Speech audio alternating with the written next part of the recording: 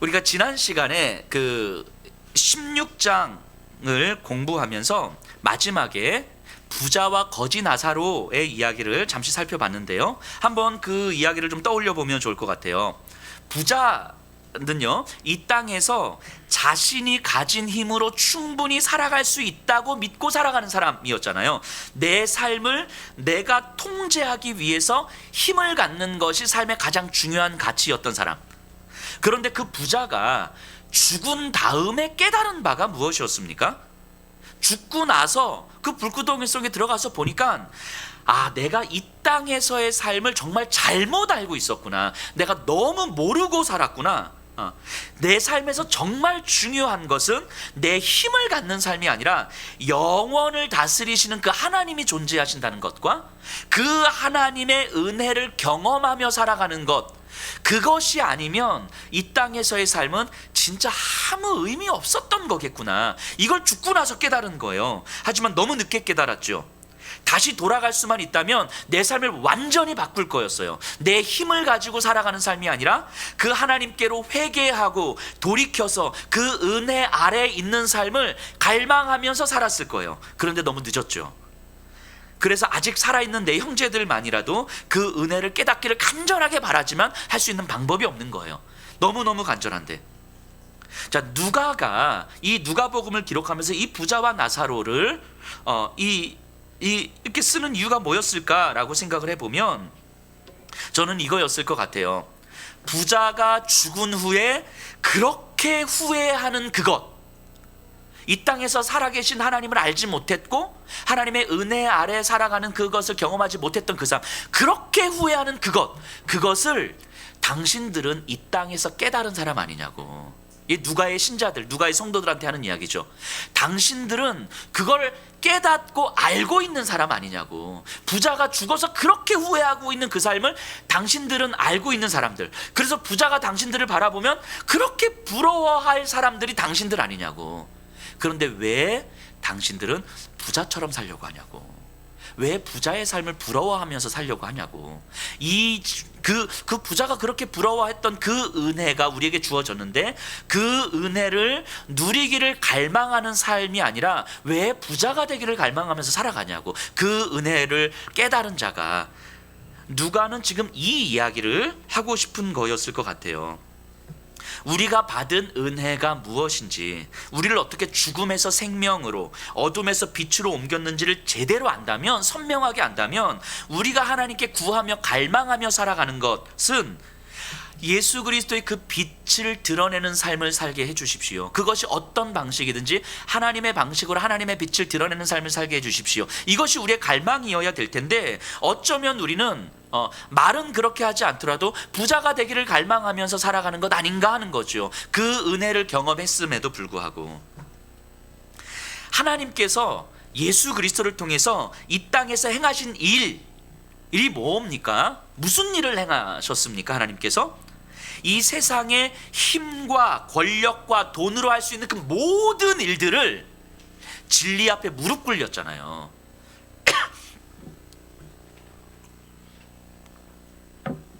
우리가 힘과 권력과 돈으로 할 수 있다고 생각하는 그 최대치의 그것들, 그 모든 그것들, 그래서 이 세상에서 모든 사람들이 부러워하는 그것들, 그 일들을 진리 앞에 무릎 꿇린 거예요. 예수님께서 광야에서 받으신 세 가지 시험이 뭐예요? 돌을 떡으로 만드는 성전 위에 올라가서 뛰어내리면서 정말 기적적인 어떤 능력을 보여주는 것, 세상 모든 부귀영화를 다 얻을 수 있는 것, 이런 것들이 다 뭡니까? 이 세상에서 힘과 권력과 돈으로 이룰 수 있는 최대치잖아요. 모든 사람들이 부러워하는 그런 삶. 근데 그 삶을 주님은 거부하심으로 진리 앞에 무릎 꿇린 거예요. 영원한 생명 앞에서는 그것들이 그리 중요하지 않을 수도 있다라는 사실을 보여주신 거죠. 그리고 그것이 진짜라는 걸 깨닫고 살아가는 사람이 그리스도인인 거죠. 그리스도인.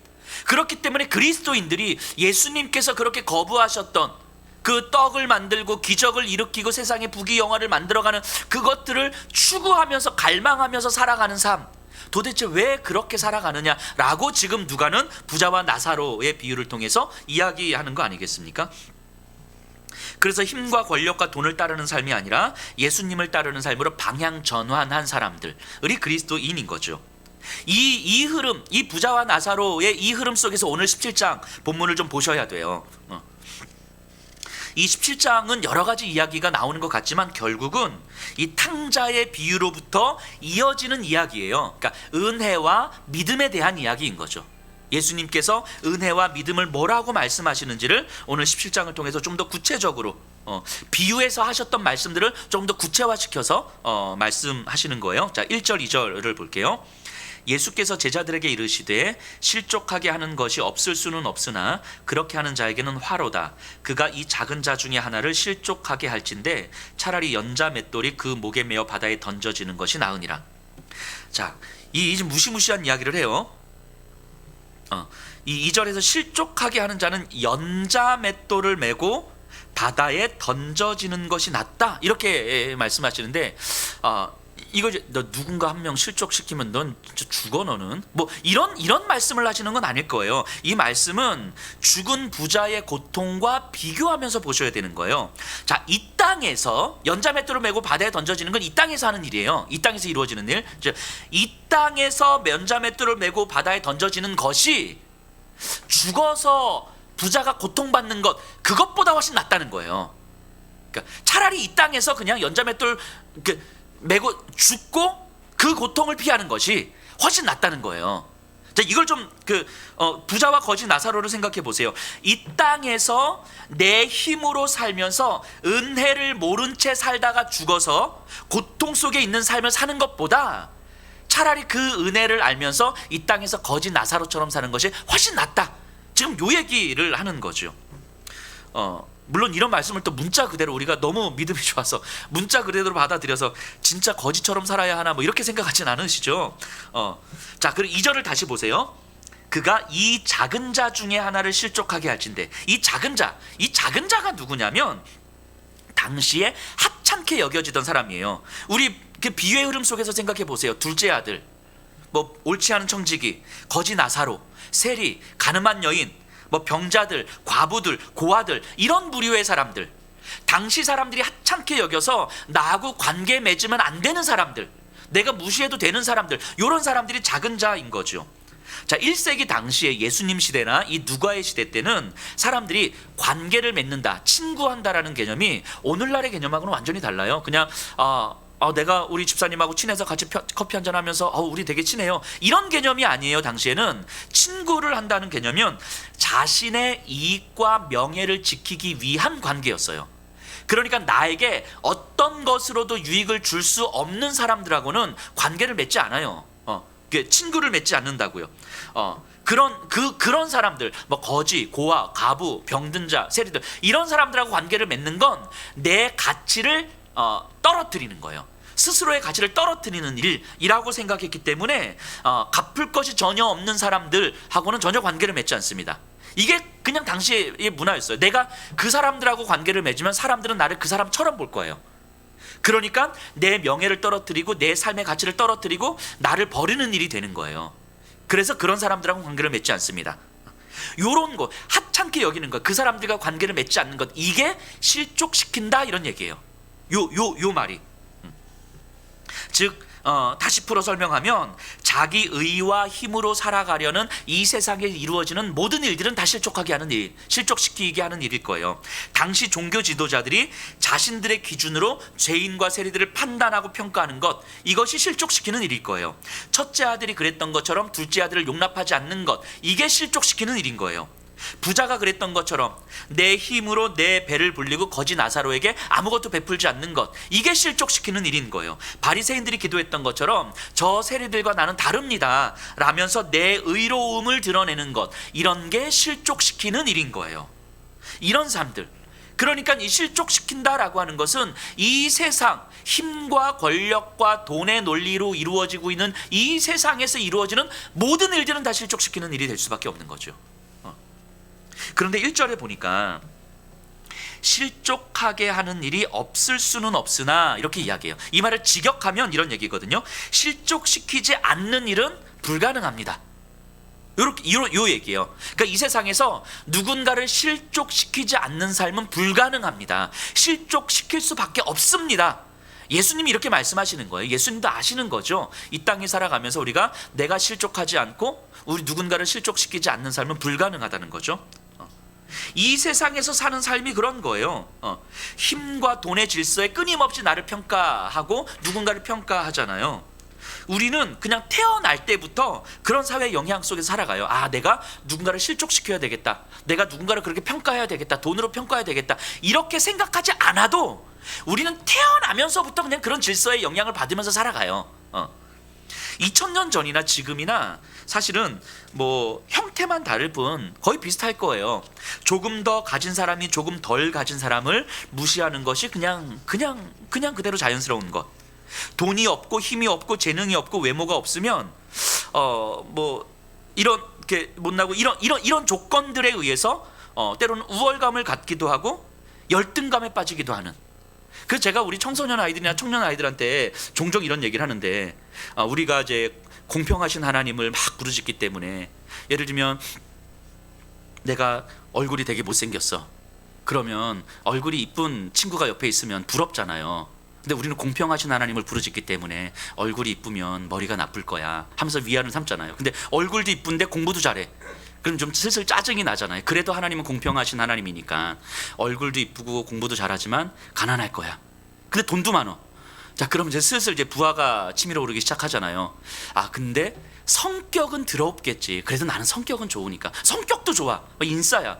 이런 이제 화가 나는 거죠. 그때 마지막에 우리가 기댈 수 있는 게 뭡니까? 그래도 하나님은 공평하신 분이니까, 나는 믿음이 있으니까. 근데 믿음도 좋아.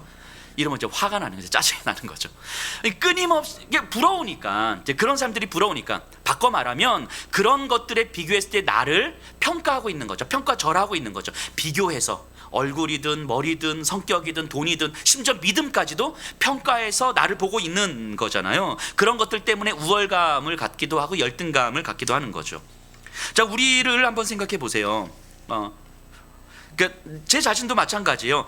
우리가 우리의 연약함을 드러내지 못하는 이유, 내 약함을 그대로 인정하고 고백하지 못하는 이유가 뭐겠습니까? 그 부끄럽고 수치스럽기 때문인 거잖아요. 내가 잘하는 것을 드러내는 건 어렵지 않아요. 내가 자신 있는 건 얼마든지 드러낼 수 있어요. 누가 물어보지 않아도 다 얘기하거든요, 우리는. 그런데 내가 못하는 것, 내 마음에 약한 것, 내 안에 어떤 결점이라고 생각되는 것들은 가능한 한 감추려고 하는 거죠. 왜요? 내 자신을 세상의 기준에 맞춰서 내 자신을 평가하고 있기 때문인 거죠. 나와 내 주변의 사람들 보면서 비교하면서 평가하는 거예요. 그러면서 스스로가 부끄럽다고 여기든지 아니면 스스로가 자신 있다고 여기든지 뭐 이렇게 생각하는 거 아니겠어요? 그래서 내가 덜 부끄럽고 싶고 더 자신감을 가지기 위해서 힘을 가져야 하고 돈을 가져야 하는 삶을 어떤 방식으로든 내 자신감을 회복하기 위한 삶을 살아야만 하는 그런 삶을 사는 거죠. 그리고 그 삶 그대로 우리 자녀들한테 이야기하는 거죠. 너 이렇게 살아야 된다. 너 저렇게 살아야 된다. 그러니까 내가 내 자신을 그런 시선으로 바라본다면 우리는 정말 당연히 다른 사람들도 그런 시선을 바라보는 거죠. 내가 내 자신을 그런 시선으로 바라보는데 다른 사람들을 사랑과 은혜의 시선으로 바라볼 수는 없는 거죠. 가진 돈의 크기, 직업, 학력 등으로 그 사람의 가치를 우리도 모르게 평가하고 있는 거예요. 내가 부러워해야 될 사람과 내가 무시해야 될 사람들이 나눠지고 있는 거죠. 어쩌면 우리는 가장 먼저 우리 자신을 실족시키고 있는 것일 수 있어요. 다른 누군가를 실족시키는 것이 아니라 내 자신을 실족시키는 거예요. 내 자신을 세상의 가치 기준에 따라서 끊임없이 부끄러운 존재라고 여기고 살아가고 있는 거죠. 그리고 내가 그러니까 다른 사람들에 대해서 방어벽이 쳐지는 거예요. 나는 다른 사람들도 그렇게 평가하니까. 그런데 이런 생각들이 우리가 가지려고 해서 가지는 것이 아니라 이 땅에 태어나면서부터 자연스럽게 갖게 되더라는 거예요. 우리 아이들하고 이야기해 보세요. 그 아이들이 무슨 삶의 경험들을 많이 했길래 돈 많은 백수가 꿈이라고 이야기합니까? 이 세상의 이치를 너무 정확하게 잘 표현하고 있는 거잖아요. 돈 많은 백수가 되는 거. 이 아이들이 무슨 경험을 그렇게 많이 안 했는데도 이 사회가 어떻게 돌아가는지 정확하게 알고 있는 거예요. 그렇죠? 그러니까 이게 우리가 이 땅에 태어나면서부터 자연스럽게 갖게 되는 우리의 선택의 문제가 아니다라는 거예요. 이 세상의 질서가 이렇게 되어 있다는 거예요. 우리는 거기서 벗어날 수 없다는 거죠. 실족하게 하지 않는 것은 불가능합니다 라는 말은 이런 말이에요. 우리는, 저와 여러분들은 이 삶에서 벗어날 수가 없는 거예요. 내 자신을 실족시키는 삶, 누군가를 실족시키는 삶에서 벗어날 수가 없어요. 그런데 예수님은 이 제자들과 그리스도인들에게 이 세상은 그런데 너희는 실족시키는 사람이 되지 말아라, 요 얘기하는 거예요. 바꿔 말하면 야, 불가능한데 너희 해봐, 요 얘기하는 거예요. 예수님께서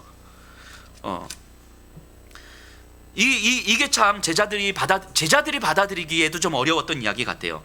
좀 다시 바꿔 말하면 당시에 일반적으로 하찮게 여겨지던 사람들을 하찮지 않게 받아들이는 삶에 대해서 이제 일단 이야기하는 거죠. 내 자신을 사회적 기준과 평가에 맞춰서 바라보지 않아도 된다라고 말씀을 하시는 거죠. 근데 이게 무슨 말이냐면 예수님께서 제자들에게 너희 이렇게 해, 너희 사람들 실족시키지 마, 상처 주지 마, 너희 사람들 용서해, 이런 걸 이야기하는 것이 아니라 예수님은 너희가 어떤 존재인지를 알아야 된다라는 말씀을 하고 계시는 거죠. 그러니까 예수님도 알아요. 우리가 이 땅에서 실족해 하는 삶이 불가능하다는 것을 알아요. 그러니까 우리가 나는 실족하지 않아야 돼, 실족하게 하는 삶을 살지 않아야 돼 라고 아무리 100번 1000번 결단을 해도 안 된다라는 것을 우리는 경험적으로 다 알잖아요.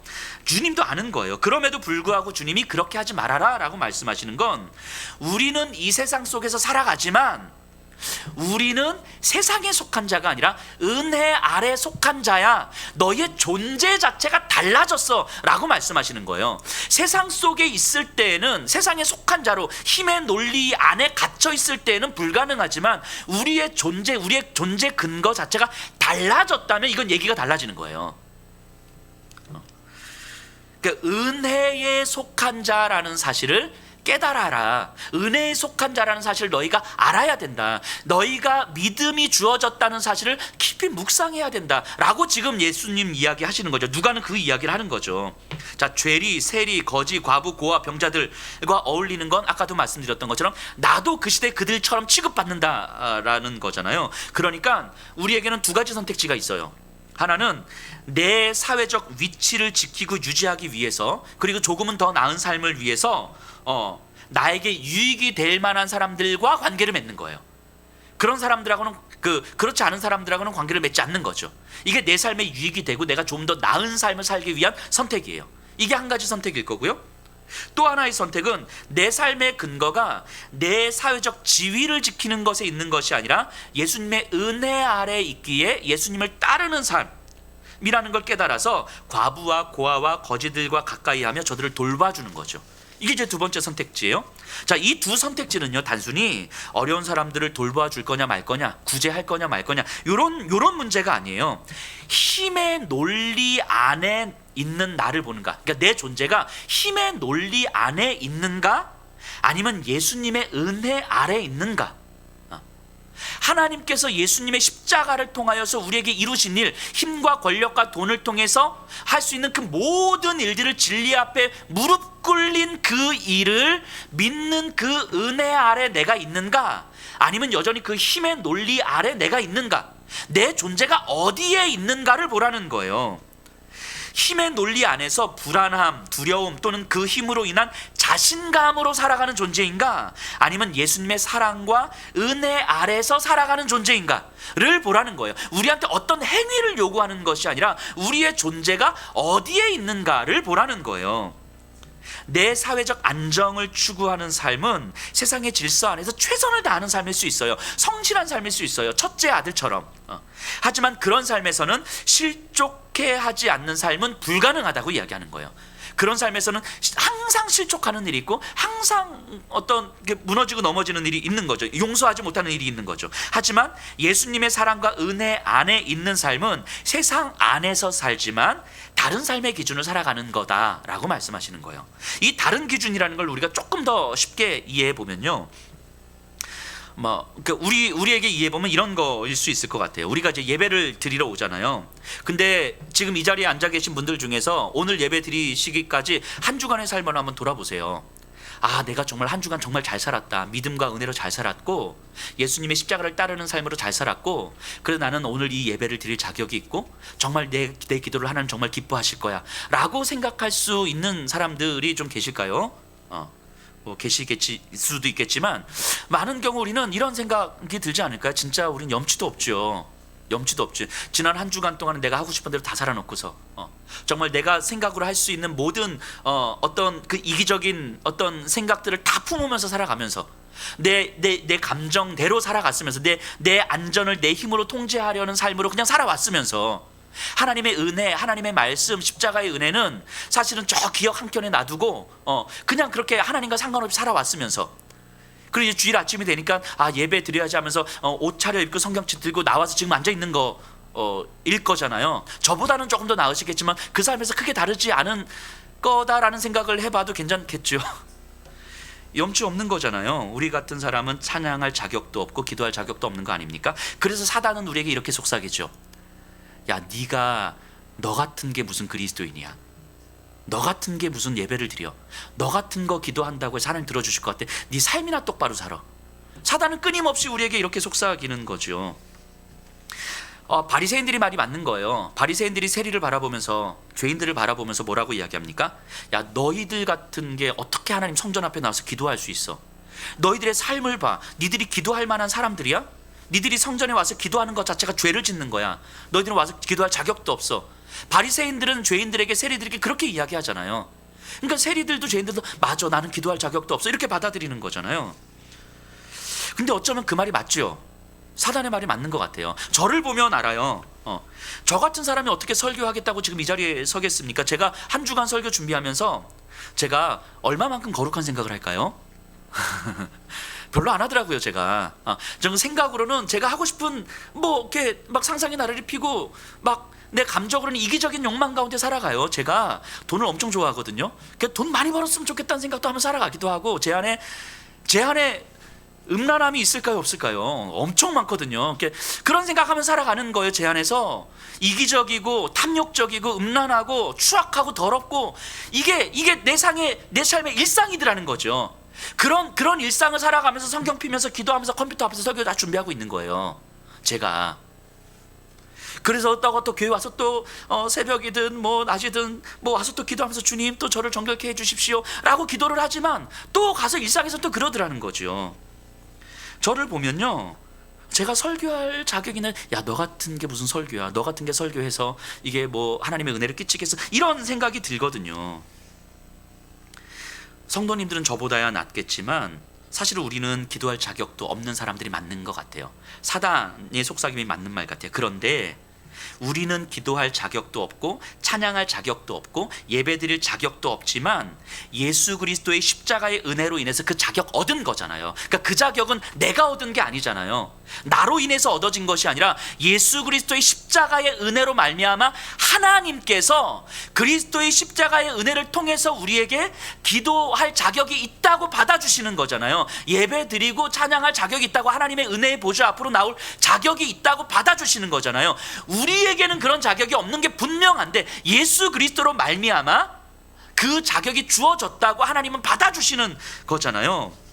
세리들은 기도할 자격이 없거든요. 성전에 와서 기도하는 게 그 자체가 죄일 수도 있거든요. 그런데 하나님은 그들의 기도를 기뻐하신다고 말씀하시잖아요. 사단의 말은 맞지만 사실은 틀린 거죠. 그러니까 우리는 우리 자신을 바라보면서 사단의 말이 맞지만 사단아 너의 말은 틀렸어라고 당당하게 선포할 수 있어야 되는 거잖아요. 근데 그 선포하지 못하면 우리는 우리 자신을 실족해 하는 거죠. 우리 자신을, 내가 기도할 자격이 없다는 사실로 나를 실족해 하는 거죠. 내가 예배드릴 자격이 없다는 사실로 나를 실족해 하는 거죠. 자격 없는 우리지만 우리의 기도를 기뻐하신다고 말씀하시잖아요. 우리에게 달려있는 것이 아니라 하나님의 은혜와 사랑으로 가능하다고 말씀하시잖아요. 그래서 아무런 자격도 염치도 없지만 우리는 은혜의 보좌 앞으로 나아갈 수 있는 이 담대함을 얻었고, 그래서 마음껏 소리내면서 기도할 수 있는 이 은혜를 얻었고, 그리고 마음껏 찬양하면서 말씀의 은혜를 이루고 성령 하나님 도와주십시오, 나는 안 되는데 성령님은 나를 도와주실 수 있는 분 아닙니까 하면서 성령님 붙들고 매달릴 수 있는 이 담대함을 우리가 얻은 거잖아요. 우리 자신을 세상에서 경험된 시선, 즉 잘하는지 못하는지의 시선으로 보면 사단의 유혹에 넘어가는 거예요. 내 자신을 실족시키는 거죠. 내 자신을. 근데 우리 스스로가 우리를 그렇게 바라본다면 다른 사람들도 당연히 그런 시선으로 바라보지 않겠습니까? 하지만 우리 자신을 십자가의 은혜 안에서 보면 우리에게는 어떤 자격도 요청되지 않는다는 걸 알게 돼요. 내가 자격이 있고 없고는 아무것도 중요하지 않다는 사실을 알게 돼요. 내가 아무리 못하고, 내가 아무리 지질이 궁상을 떨고, 내가 아무리 지난 한 주간 정말 개차반으로 살아도 그럼에도 불구하고 그것이 우리가 하나님의 은혜의 보좌 앞으로 나아가는 것에 영향을 끼치지 않는다라고 하는 것이 하나님의 사랑이고 하나님의 은혜잖아요. 그렇기 때문에 다른 사람들을 향해서도 어떠한 자격과 기준을 요구할 수가 없는 거죠. 이게 실족하게 하지 않는 거예요. 내 자신을 실족하게 하지 않을 때 다른 이들을 실족하게 하지 않는 거죠. 그런데 그 은혜를 경험하고 알고 있음에도 불구하고 우리 그리스도인들이, 여러분들이 이 세상을 살아갈 때 또 오늘 예배 드리고 나서 은혜 받고 살아가지만 또 월요일부터 한 주간을 또 살아갈 때 수없이 실족할 거잖아요. 또 수없이 상처를 받을 거잖아요. 이 세상의 삶 자체가 그러니까. 그래서 우리가 받은 상처와 아픔을 우리도 누군가에게 그대로 또 표현하기도 하잖아요. 그래서 부모로부터 받은 상처를 우리도 모르게 자녀들에게 표출을 하기도 하는 거 아니겠습니까? 교회에서도 마찬가지인 거죠. 아무리 우리가 은혜를 이야기해도 내가 실족하게 되면 다른 누군가에게 그대로 표출되더라는 거죠. 교회도 여전히 세상 속에 존재하기에 세상의 흐름에 영향을 받기 때문인 거죠. 이게 우리가 살아가는 세상이에요. 그래서 그때 우리에게 필요한 것은 결단하고 헌신하고 이런 차원이 아니라 예수 그리스도의 십자가의 은혜를 다시 깊이 묵상하는 거예요. 하나님께서 그리스도의 십자가를 통해서 행하신 일이 무엇인지를 깊이 묵상하는 거예요. 그럼으로써 세상의 흐름을 끊어낼 은혜의 강력한 힘을 소망하게 되는 거예요. 하나님께서 예수 그리스도의 십자가를 통하여서 어떻게 세상의 흐름을 끊어내셨는지를 깊이 묵상하는 거예요. 자, 예수님은요, 세상이 할 수 있는 모든 공격을 다 받으셨잖아요. 실족 당할 만한 모든 일들을 다 받으셨지요. 아주 작게는 종교 지도자들의 그 말꼬투리, 매번 말꼬투리 잡잖아요. 예수님한테. 저 같으면 짜증 날 법도 한데 예수님은 끝까지 짜증 안 내시더라고요. 말꼬투리 잡기부터 시작해서 배고픔, 외로움, 협박과 위협, 수많은 군중들의 환호와 외면, 믿었던 제자들의 배신, 물리적인 폭력, 가족들이 보는 앞에서 당한 그 수치와 저주, 그리고 죽음. 이 예수님은 이 세상에서 인간이 받을 수 있는 실족할 만한 그 모든 일들을 다 받으셨어요. 본인 안에 다 받으셨어요. 그리고 예수님으로부터 나온 것이 무엇이었습니까? 사랑이었죠. 예수님이 악에 받쳐서 자신이 받은 그 세상의 모든 공격을 내 안에 품고 또 다른 악으로 뿜어내신 것이 아니라 세상의 모든 공격을 그대로 다 받으시고 그리고 예수님으로부터 나온 것은 사랑이었어요. 믿음은요, 예수님을 믿는다라고 하는 것은 힘의 논리로 다스려지는 이 세상의 흐름을 멈추고 사랑의 흐름을 만들어낼 수 있는 유일한 힘이 예수님의 십자가의 복음 외에는 없다는 사실을 깨닫는 거예요. 다시요.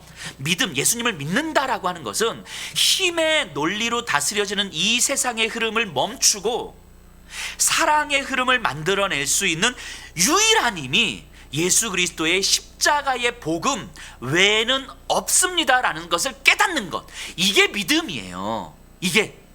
그래서 믿음이 있다는 것은 내가 세상에, 예수님께서 그 세상의 모든 공격을 받으시면서도 십자가 위에서 그 흐름을 다 끊어내시고 멈춰내시고 사랑으로 그 흐름을 다시 만드셨다라는 것을 받아들이는 것이기 때문에 내가 할 수 있는 것은 그 예수 그리스도의 십자가 앞에 서는 거예요. 십자가를 깊이 묵상하는 거예요. 예수님과 연합하는 거예요. 그 예수 그리스도에 힘입어서 오늘 내 삶이 이루어지고 있다는 사실을 고백하는 거예요. 그러면 내가 가진 것이 없어도 당당해질 수가 있는 거예요.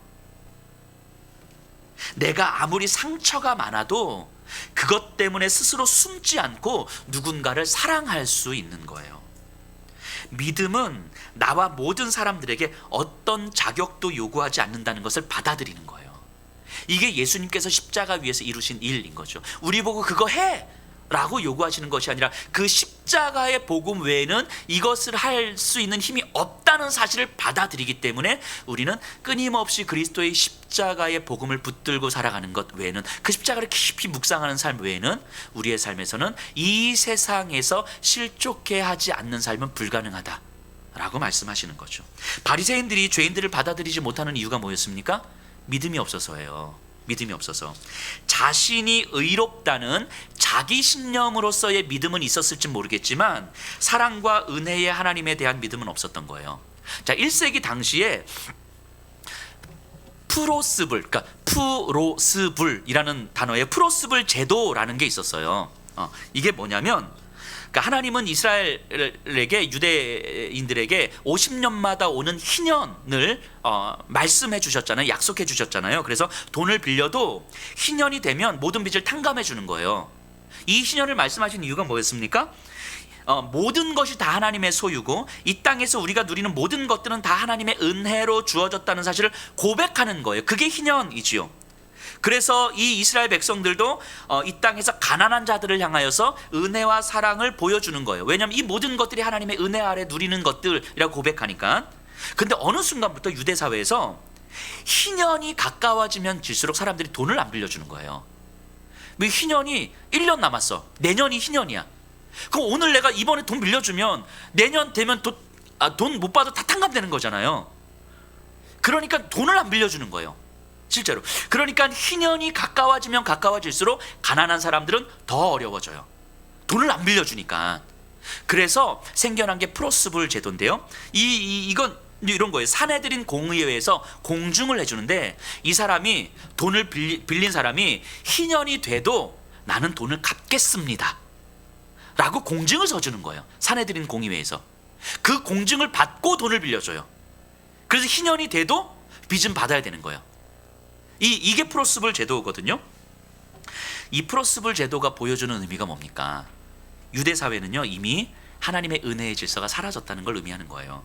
이들은 하나님의 은혜보다 사내들인 공의회의 공증이 훨씬 더 상위에 있는 법이 돼버렸어요. 유대인들은요, 모든 것이 하나님의 은혜로 우리가 누리는 것입니다 라는 신앙 고백을 더 이상 하지 않습니다. 이들은 더 이상 믿음으로 살지 않아요. 이 시대 믿음으로 살지 않습니다. 돈으로 살아요. 이들은 안식일을 지키고 절기를 지키고 제사를 드리고 찬양을 하고 헌금을 하면서도 이들은 더 이상 믿음으로 살지 않고 있었던 거예요. 이들은. 그럼 오늘날 교회는 어떻습니까? 교회는 예배를 드리고 헌신도 하고 봉사도 하고 헌금도 하고 다 기도도 하고 다 하는데 오늘날 우리는 어떻습니까? 이 교회는요, 자본주의 영향 아래 살 수밖에 없잖아요. 교회는 저희도 매월 월세를 내잖아요. 관리비도 내고 필요 경비도 내요. 이런 것들 우리가 은혜로 산다고 해서 건물주에게 은혜로 이번 달 월세는 안 받으셔도 될 것 같아요 라고 말할 수는 없는 거잖아요. 우리가 감당해야 될 경비들은 다 감당해야 되는 거죠. 그런데 이런 경비들, 이런 비용들이 필요하다고 해서 그래서 교회의 사역의 초점이 그 헌금에 있어서 성도들에게 어떻게 더 헌금을 더 많이 거둘 것인가, 헌금이 교회의 재정이 더 많아져야 되기 때문에 어떻게 성도들이 교회에 더 많이 와야 될 것인가, 이런 거에 교회 사역의 초점이 맞춰지면 이거는 세상에 속한 자처럼 실족해 하는 자의 삶을 살아가는 거죠. 이 프로스불 제도 하에서 살아가는 유대 사회처럼요. 교회의 필요 경비는 마땅히 감당해야 되지만, 그래서 교회는 세상의 온갖 경쟁적 질서를 온몸으로 다 받아내지만 그럼에도 불구하고 교회가 보여줘야 되는 건 사랑이죠. 우리가 얼마나 많이 가지고 있느냐를 드러내는 방식이 아니라 그냥 사랑이죠. 그래서 우리에게 주어진 것들로 다음 세대에게 어떻게 재정을 사용할 것인가, 지역의 취약계층들을 위해서 어떻게 재정을 사용할 것인가, 세계 선교지들을 위해서 어떻게 재정을 사용할 것인가를 고민하고 실천하는 것이 교회인 거잖아요. 왜냐하면 치열한 경쟁사회를 우리가 온몸으로 다 받아내지만, 이 자리에 있는 분들 다 그렇게 받아내시는 거지만, 그럼에도 불구하고 십자가의 은혜 아래에 있는 공동체는 그 경쟁적 질서를 멈추고 사랑의 질서를 만들어 갈 수 있기 때문인 거죠. 십자가의 은혜로 말미암아. 그래서 우리가 얼마나 더 많이 가지고 있고 우리가 얼마나 더 크고 우리가 얼마나 더 화려한지를 드러내는 경쟁적 방식이 아니라 그리스도께서 그러하셨던 것처럼 사랑을 드러내면 되는 거죠. 그게 교회여야 되는 거잖아요. 근데 이거는 우리 가정도 마찬가지인 거예요. 치열한 경쟁으로 인해서 실족해하는 삶을 살아갑니다. 우리 그 남편, 아내분들, 부모님들은 다 한 주간 동안 그렇게 실족하는 삶을 살아가잖아요.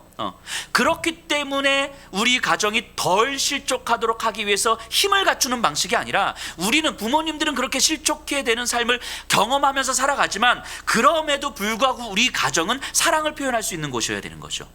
왜냐하면 그리스도의 십자가의 은혜가 우리 가정의 중심이기 때문 아니겠습니까? 믿음은 이런 거예요. 믿음은 우리가 어디에 속해 있는지를 깨닫는 거예요. 그래서 어디에 속해 있기에 거기에 속해 있는 방식의 삶을 우리가 살아내는 거죠. 그 중심은 예수 그리스도의 십자가인 거죠. 자, 3절 4절 보세요. 너희는 스스로 조심하라. 만일 내 형제가 죄를 범하거든 경고하고 회개하거든 용서하라. 만일 하루에 7번이라도 내게 죄를 짓고 7번 내게 돌아와 내가 회개하노라 하거든 너는 용서하라 하시더라. 용서에 대한 말씀인데요, 이게 하루에 7번을 너에게 죄를 짓고 회개하면 용서하라는 거예요. 하루에 7번을 누군가 나한테 죄를 지으면 그건 뭐 싸우자는 거지. 이게 무슨 관계를 맺자는 거겠습니까? 그런데도 용서하라고 말씀하시는 이유가 뭘까요?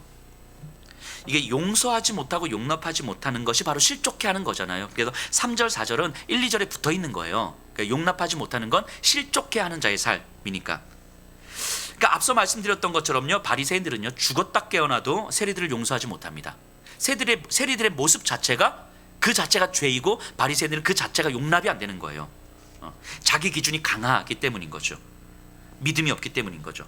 용서는 내가 하는 것이 아니라 믿음으로 은혜를 깨달을 때에 하나님의 사랑과 자비가 우리에게 깨달아질 때에 우리 안에서 이루어질 수 있는 것이라고 이야기하는 거예요. 그러니까 예수님은 믿는 사람들에게 야 실족시키면 안 돼, 사람들에게 상처 주지 마, 너 믿는 사람이 믿음으로 기도하면서 용서해야지, 왜 그렇게 용서를 못해, 이런 거 얘기하는 게 아니라는 거예요. 우리에게 어떤 행위를 요구하는 게 아니에요. 용서 못할 수 있는 거죠. 실족해 할 수 있는 거죠. 그런데 우리에게 중요한 건 뭐냐면 우리가 어디에 속해 있는 자인가를 끊임없이 묵상하라는 거예요. 우리가 어디에 속해 있는 자인데 이 은혜에 속해 있다는 것이 어떤 의미인가, 하나님께서 그리스도를 통하여서 어떤 일을 행하셨기 때문에 우리가 은혜에 속한 자가 되었는가, 이 은혜에 속한 자라는 사실을 우리가 깊이 묵상하고 또 묵상한다면 우리는 어떤 생각을 하게 될 것이고 어떤 마음을 품게 될 것이고 어떤 삶을 살게 될 것인가, 이 묵상하라는 거예요.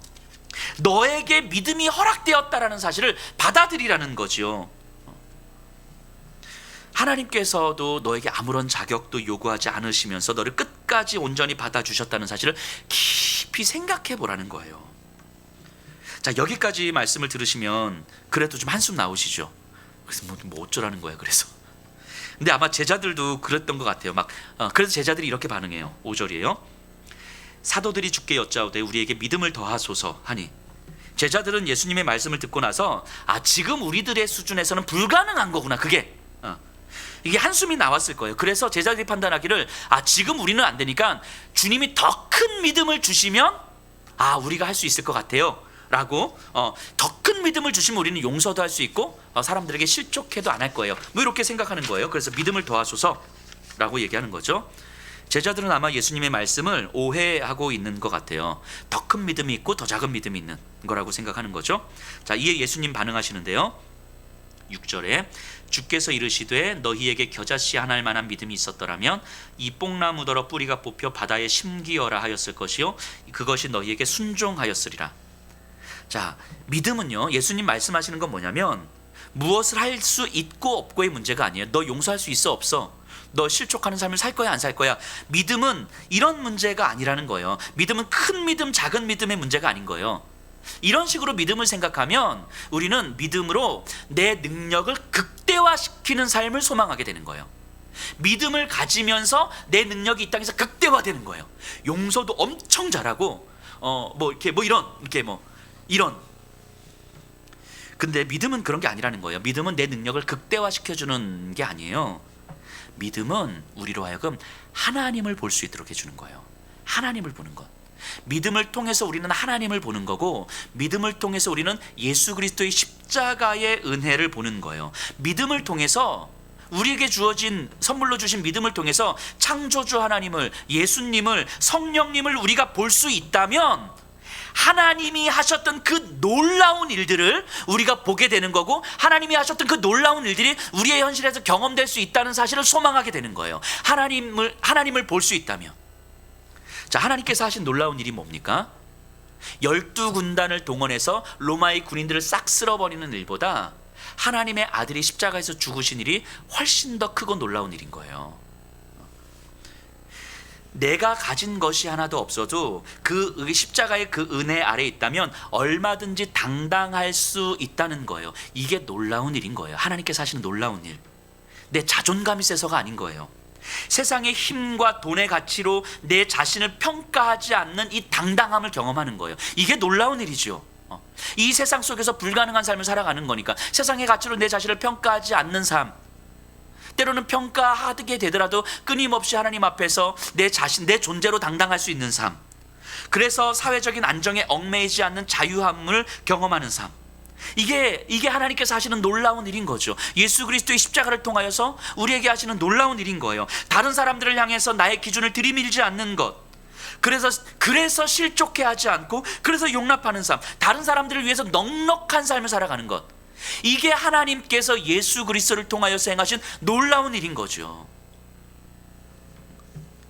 세상의 힘과 돈이 할 수 있는 그 능력에 내 몸과 마음을 빼앗기지 않으면서도 세상을 향해서 예수님의 사랑을 나타낼 수 있는 삶, 실족할 수밖에 없는 세상의 흐름을 끊고 사랑을 흘려보낼 수 있는 삶을 경험하는 거예요. 내 자신을 실족해 하지 않을 수 있는 삶, 이게 진짜 하나님께서 십자가를 통해서 하신 크고 놀라운 일인 거죠. 이것이 나무가 뿌리가 뽑혀 바다에 심기우는 것보다 훨씬 더 큰 일이라는 거예요. 여러분들 스스로를 실족해 하지 않는 삶을 살아가는 것, 그래서 우리 주변에 누군가를 실족해 하지 않는 삶을 살 수 있다고 소망하는 것, 이게 하나님께서 십자가를 통해서 행하신 크고 놀라운 일인 거예요. 이게 하나님께서 우리를 바라보시면서 한 영혼이 천하보다 귀하다라고 말씀하시는 이유잖아요. 사단이 그리스도인들에게 유혹하는 건요, 믿음을 내 거라고 생각하는 거예요. 믿음을 여러분들 거라고 생각하게 만드는 거예요. 그러니까 믿음이 내 것이라면 우리는 더 큰 믿음을 요구하는 거죠. 내 믿음이 더 커지는 거죠. 그리고 그 믿음을 통해서 우리는 세상의 힘과 권력과 돈을 가지려고 하는 거예요. 이 믿음을 사용해서 하나님 앞에서 우리가 이 땅에서 어떻게 잘 살게 될 것인지, 부자처럼 살 것인지를 소망하게 되는 거죠. 그러면 결국 어떻게 되냐면, 믿음이 없는 사람들이 힘과 권력을 추구하는 삶이나 믿음을 가지고 힘과 권력을 추구하는 삶은 별반 다르지 않다는 거예요.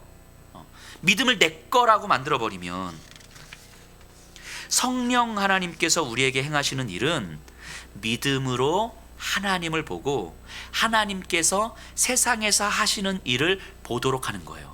그게 우리 안에서 성령 하나님께서 우리에게 행하시는 일인 거죠. 믿음으로 하나님을 보고 그 하나님께서 이 세상에서 행하시는 일, 그래서 성령을 의지한다는 것은 우리에게 주어진 믿음이 무엇인지를 깊이 생각하고, 하나님께서 세상에서 하신 일을 깊이 생각하고, 하나님께서 하신 일들이 내 삶에서 경험되기를 간절하게 기도하는 거예요. 하나님, 내가 내 스스로를 실족해 하지 않기를 간절히 소원합니다. 끊임없이 돈과 힘과 권력에 휩쓸릴 수밖에 없는 내 삶인데, 하나님, 성령 하나님 도와주십시오. 이런 것들에 휩쓸릴 수 없는 존재가 그리스도와 연합된 저 아닙니까? 하나님의 자녀 아닙니까? 주님, 도와주십시오. 끊임없이 우리가 하나님 앞에 성령을 의지하면서 기도하는 거예요. 실족해 하지 않는 삶, 용서하는 삶은 어쩌면 불가능한 일이지요. 하지만 하나님께서 하신 일이 내 삶에서 경험된다면 가능한 일이기도 한 거예요. 불가능의 가능성이라는 건 믿음으로 이루어지는 거죠. 믿음으로 내 힘을, 내 능력을 극대화시키는 것이 아니라 믿음으로 하나님께서 하신 일이 내 삶에서 경험이 되는 거예요. 그렇게 우리 그리스도인들이 하루하루 살아가는 거 아니겠습니까? 그래서 세상 속에 속한 자의 삶이 아니라 은혜 아래 있는 자의 삶이 무엇인지를 우리가 조금씩 더디지만 경험하면서 살아가는 거 아니겠습니까? 제가 얼마 전에 이 지역에서 어느 교회를 다니는 청년 한 명을 상담을 했거든요. 이 친구는 모태신앙으로 자란 아이고 열심히 한 것 같아요. 그래서 생각도 참 많아요. 근데 이 친구가 저한테 이렇게 이야기를 해요. 저는 더 이상 이제부터 교회를 다니지 않을 겁니다. 교회를 다녀야 될 이유를 잘 모르겠대요. 그 이유인즉, 그러니까 지금 이 친구가 20대 중반인데 남자예요. 근데 지금부터 열심히 20년 동안 교회를 다닌 후에 그 모습은 지금 교회에서 보는 그 어른들의 모습일 거잖아요. 지금 그 40대 중반의 그 어른들의 모습이 내가 지금부터 20년을 열심히 교회를 다니고 난 후의 모습일 거잖아요. 이 교회 그 친구가 경험한 교회 어른들은 굉장히 오랫동안 교회를 다녔던 사람들일 테니까, 그리고 자기 친구들의 부모님도 있고, 그러니까 그분들의 교회에서의 모습과 가정에서의 모습과 일상적인 모습도 이게 이미 익히 많이 알고 있는 거죠. 근데 내가 20년을 열심히 교회 다닌 후에 내가 저 정도 모습일 거라면 굳이 교회를 다녀야 될 필요를 못 느끼는 거예요. 굳이. 그 20년 열심히 교회를 다니는데 이분들이 교회 예배드리고 봉사하는 것 말고는 사실은 교회 바깥에서 자신이 만난 사람들하고 별반 다름이 없는 거예요. 똑같이 돈 쫓으며 살아가고, 똑같이 자기중심적이고, 똑같이 용서하지 못하고, 이런 모습들, 이런 모습들이라면 나도 20년을 열심히 교회를 다니고 저 정도 모습일 거라면 굳이 내가 지금부터 20년을 그렇게 허비할 이유가 없는 거죠. 근데 저는 할 말이 없더라고요. 그 친구에게 할 말이 없더라고요. 그 친구 입장에서 생각해 보면 이랬을 것 같아요. 제가 생각하기론 교회 어른들을 보면서 믿음으로 하나님의 일하심을 본다는 것이 도무지 뭔지를 몰랐을 것 같아요. 믿음으로 하나님께서 이 세상에 어떤 일을 행하셨는지, 그래서 은혜 아래 있는 자의 삶이 어떤 모습인지를 이 청년은 경험하지 못했을 것 같아요. 자기 스스로를 실족해 하지 않는 삶, 그래서 세상의 가치로 나를 평가하지 않으려고 애쓰는 삶, 그래서 세상의 힘과 권력과 돈을 추구하려는 삶의 방향이 아니라 조금은 더 예수를 따르려는 삶의 방향이 무엇인지를 이 친구는 오랜 시간 모태신앙으로부터 25년 동안 교회를 다니면서 제대로 못 본 거지요. 세상에서 우리가 잘 살지는 못하더라도 그래도 하나님의 사랑과 은혜 아래 살아가는 삶이 어떤 것인지 볼 수 있어야 했을 텐데, 그래서 힘의 논리에 따라 살아가는 세상에서 경험한 사람들과는 그래도 뭔가 조금은 다른 십자가의 사랑을 나타내는 삶을 볼 수 있었어야 될 텐데 그러지 못한 거죠. 그래서 믿음으로 어쩌면 이 친구는 그랬을 것 같아요. 믿음을 내 것이라고 여기며 믿음으로 힘과 돈을 추구했던 어른들을 본 거죠. 믿음을 통해서 내 능력을 극대화시킬 수 있는 그런 어른들을 본 거죠. 믿음으로 하나님의 일하심에 나를 맡길 수 있는 어른들이 아니라 믿음으로 힘을 극대화시켜 가려는 어른들. 그러니까 이 친구가 볼 때는 교회 바깥에서 본 사람들이나 교회 안에서 본 사람들이나 사실 별반 다르지 않은, 그럼 이제 고민이 되는 거죠. 그럼 나는 교회를 계속 다녀야 되나 말아야 되나? 결론은 교회를 다닐 필요가 없겠구나, 이렇게 생각이 든 거죠. 참 부끄럽더라고요. 그 청년을 보면서 부끄럽더라고요. 그래, 할 말이 없더라고요. 뭐 얼마든지 좋은 이야기들을 많이 해줄 수 있었겠지만 그렇게 말하는 그 친구 앞에서 제가 진짜 딱히 할 말이 없더라고요. 미안하다고 그랬어요. 제가 그래서 미안하다고, 목사로서 미안하고 어른으로서 미안하다고, 정말 믿음을 보여주지 못해서 미안하다고. 우리는 어떨까요? 우리는 어떻습니까? 우리에게 잘 살아, 정말 착하게 살아, 이런 걸 주님이 요구하시는 게 아니에요. 우리의 존재가 어떻게 죽음에서 생명으로 옮겨졌는지, 어떻게 어둠에서 빛으로 옮겨졌는지, 힘의 논리에 갇혀 있던 삶에서, 그래서 정말 이 세상을 벗어나는 삶이 불가능할 것 같은 삶에서 예수 그리스도의 십자가를 통하여서 힘의 논리를 진리 앞에 무릎 꿇렸다라는 사실을 우리가 믿음으로 받아들이게 되므로, 세상의 흐름을 멈추고 사랑의 흐름을 새롭게 만들어갈 수 있는 그 십자가의 은혜 아래 내가 놓여져 있다는 사실을 깨닫게 될 때에 우리의 생각은 어떻게 달라질 수 있는가? 우리의 마음은 어떻게 달라질 수 있는가? 그럼 우리의 삶의 현장에서 우리는 어떻게 다른 방식으로 삶을 고민해 갈 수 있는가? 하다가 안 되더라도, 저도 안 되거든요. 아무리 하려고 해도 저도 마음으로는 정말 믿음으로 잘 살고 싶거든요. 정말 어떤 다른 생각 안 하고 어떤 탐욕적인 생각 안 하고 진짜 주님의 십자가만 바라보면서 잘 살고 싶거든요. 근데 안 돼요. 이게 안 돼요. 이 세상 속에서 살아가는 내 추악함과 죄 때문에 이게 안 돼요. 이게 저도 안 되더라고요. 그런데 안 되기 때문에 그냥 그렇게 살아가는 것이 아니라, 안 되는 게 우리의 존재라면 안 되는 우리의 존재를 그리스도의 십자가를 통하여서 그래도 기쁘다고 받아주신 하나님의 은혜 앞에 다시 나아갈 수 있는 존재로는 만들어주신 거잖아요. 내가 돼서 나가는 것이 아니라 안 되지만 나갈 수 있는 존재로 만들어 주신 거잖아요. 그럼 안 되는 내가 힘의 논리 아래 갇혀서 살아가는 삶과 안 되지만 은혜의 보좌 앞에 담대히 나아가서 그 은혜를 기대어 살아가려고 애를 쓰는 삶이 그래도 뭔가는 조금은 달라질 수 있는 거 아니겠냐고요. 생각하는 방식도, 살아가는 방식도, 이 세상을 바라보는 시선도 뭔가는 조금 달라질 수 있지 않겠냐고요. 그렇게 안 변하더라도 그렇게 1년, 5년, 10년, 20년, 30년 지나면 적어도 우리 안에서 은혜 아래서 살아가는 삶이 어떤 것인지 조금은 우리가 경험할 수 있지 않겠냐고요. 그런데 25년을 교회에서 살아왔던 아이가 못 봤다는 거예요. 모르겠다는 거예요. 그게 뭔지 모르겠다는 거예요. 믿음으로 살아가는 게 뭔지 모르겠다는 거예요. 십자가의 은혜와 십자가의 사랑과 십자가의 그 자비하심을 경험한 사람들이 어떻게 살아가야 되는지 모르겠다는 거예요.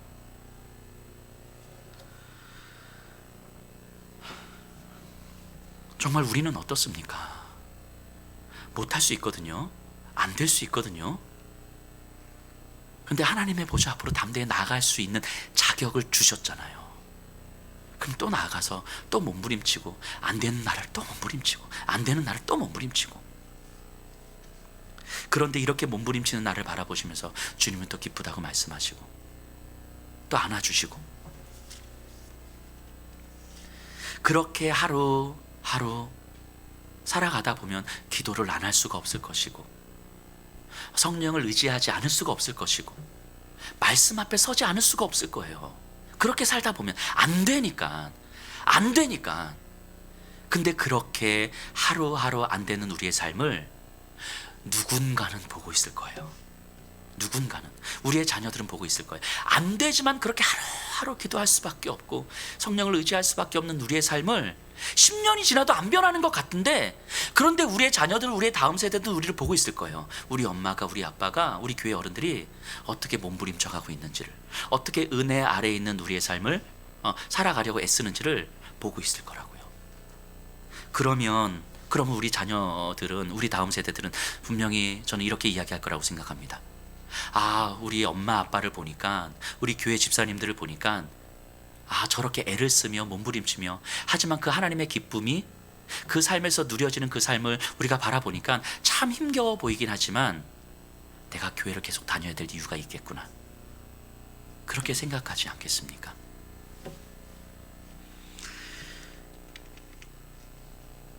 우리가 하나님 앞에서 내세울 것이 하나도 없지만